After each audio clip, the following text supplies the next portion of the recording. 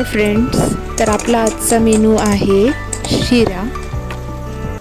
तर त्यासाठी मी घेतलेले आहे 3 चमचे साजूक तूप। हे जे मी तूप घेतलेलं आहे त्याला प्रथम आपण कढईमध्ये मेल्ट करून घेऊ पूर्ण।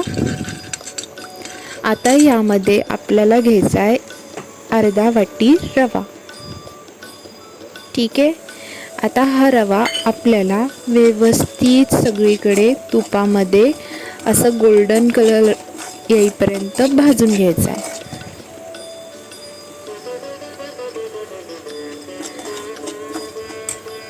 रव्याला व्यवस्थित गोल्डन कलर आला की आपण त्याला साईडला करून घेऊ।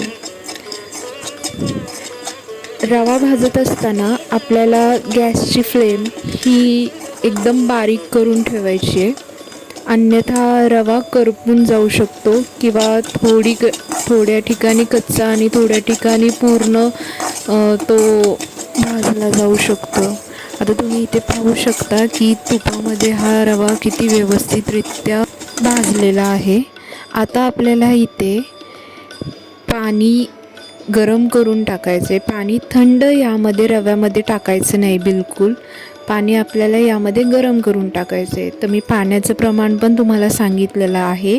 अर्धा वाटी रवा असेल तर त्या रव्याच्या तिप्पट पाणी मी यामध्ये ओतलेलं आहे, ते देखील गरम करून।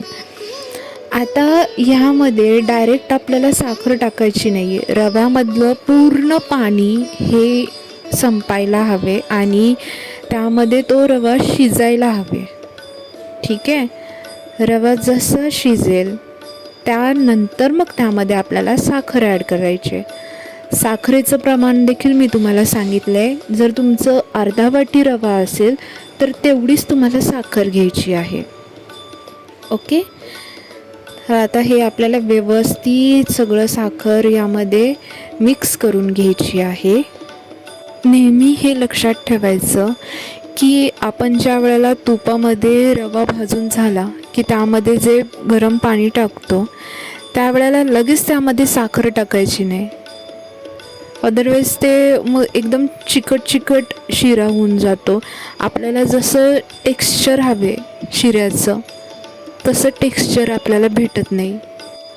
तुम्हाला जर वाटत असेल तर तुम्ही पाण्याऐवजी दूधसुद्धा इथे वापरू शकता। आता मी जायफळ आणि वेलची पूड इथे ॲड केली आहे। माझं वैयक्तिक असं मत आहे की शिऱ्यामध्ये ड्रायफ्रूट्स ॲड करण्यापेक्षा तुम्ही जर त्या ड्रायफ्रूट्सची आहे ना पावडर करून जर त्यामध्ये टाकली तर ते जास्त बेटर राहतं। कारण कसं आहे, आपण ड्रायफ्रूट्स ज्या वेळेला असं कट करतो त्यावेळेला ते एखाद्याला ते तुकडे जाणार, सगळ्यांनाच भेटतं असं नाही ना ड्रायफ्रूट्स। तर मग मला असं वाटतं की पावडर जर टाकली तर ते सगळीकडे त्याची टेस्ट पण लागते आणि ते खायला पण छान लागतं। आता मी ह्याच्यामध्ये काजू बदामची पावडर टाकलेली आहे आणि वरनं हे असं केसर टाकलेलं आहे। माझ्याकडे जे मला पॉसिबल होईल ते मी यामध्ये ॲड करण्याचा प्रयत्न केलेला आहे। तुम्ही नक्की हा शिरा ट्राय करून बघा।